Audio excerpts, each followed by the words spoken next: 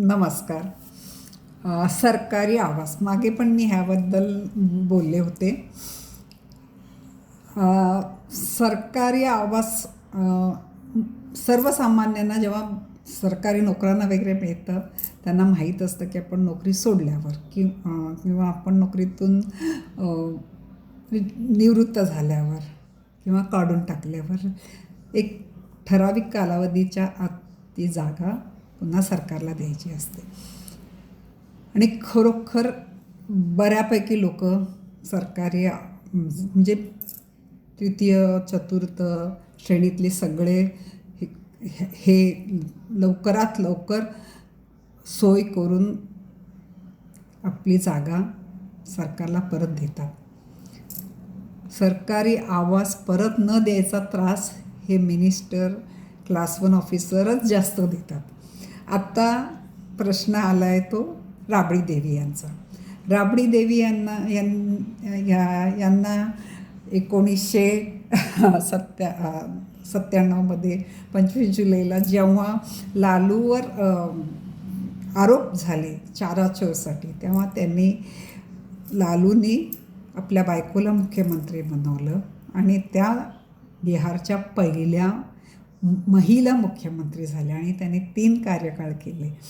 20 वर्षापासून त्यांना 10 number circular रोडवर त्यांना बंगला दिला होता. आता ह्या वेळेला नितीश कुमार यांचं सरकार झाल्यावर ह्या वेळेला त्यांनी म्हणजे आत्ता ते RJD सरकारमधून जाऊनही तसा बऱ्यापैकी काळ गेला होता. मधल्या काळात नितीश कुमार आणि RJD परत आले होते, पण मुख्यमंत्री म्हणून नव्हते RJDतलं कोणी. पण तरीसुद्धा सरकारी घर मात्र त्यांच्याच ताब्यात होतं आणि ते स्वतःचं असल्यासारखं राहत होते. आता नितीश कुमारचं पुन्हा सरकार जेव्हा झालं, आता त्यांना ते घर खाली करून 29 हार्डिंग रोडमध्ये वेगळं घर देण्यात आलं. परिस्थितीचा आकलन करून त्यांनी लवकरात लवकर घर सोडायचं विचार केला. पण ते म्हणतात ना, एखादी सुंब जळला तरी पीळ जात नाही. तुम्ही लालू तर चाराचोर नुसता तो सिद्ध झालेला नाही आहे, तर आरोपी आहे. आरोपी असून त्यांच्या प्रकृतीच्या ह्याच्यावर बाहेर आलेलं आहे.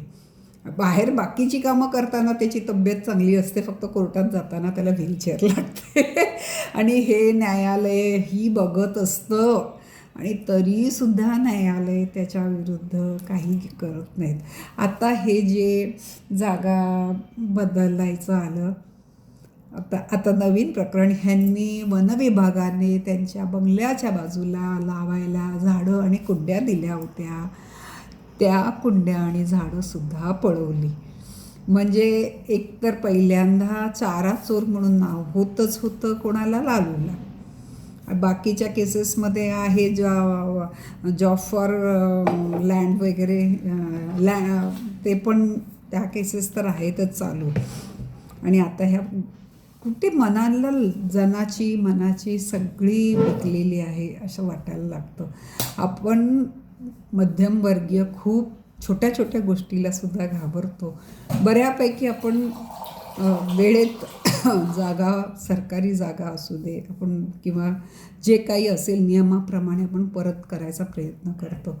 पण हे जे सोकावलेले म्हणतात ना, एकतर गॅझेटेड ऑफिसरच्या बाबतीत पण असंच होतं. मागे चंद्रचूड साहेबांनी सुद्धा आपलं आवास खाली करायला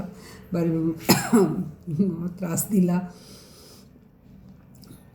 तुम्हाला तुमची नोकरीचं रिटायरमेंट माहीत असतं किंवा आता ह्या मुख्यमंत्र्यांना आता आपलं राज्य गेलं आहे हे माहीत असतं, आपल्याला हे घर द्यायचं आहे परत, हे माहीत नसणार का?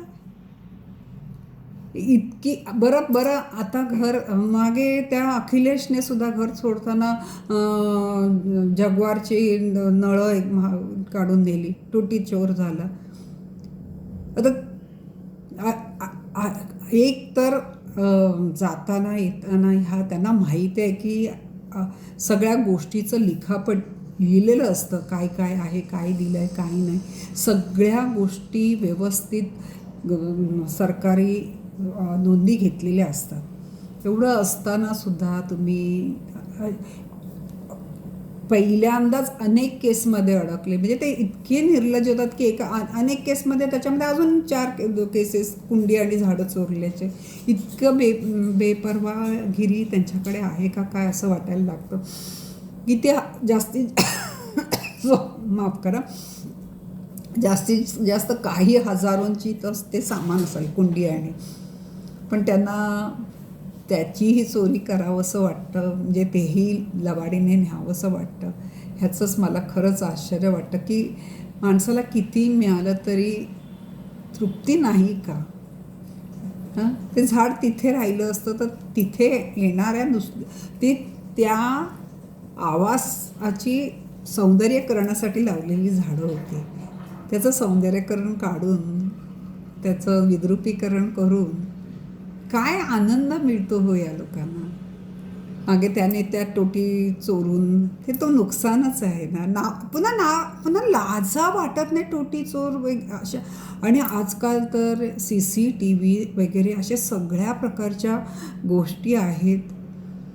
सगळं रेकॉर्डिंग होतं आहे. तुम्ही किती काय काय लपवणार?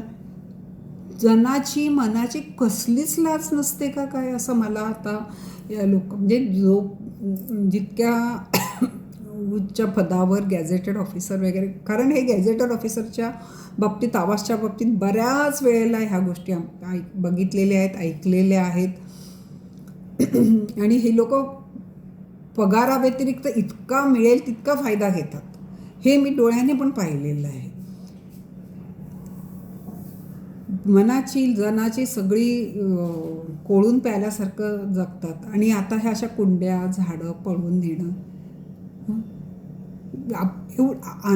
झाडांची कुंड्यांची मलाही खूप आवड आहे.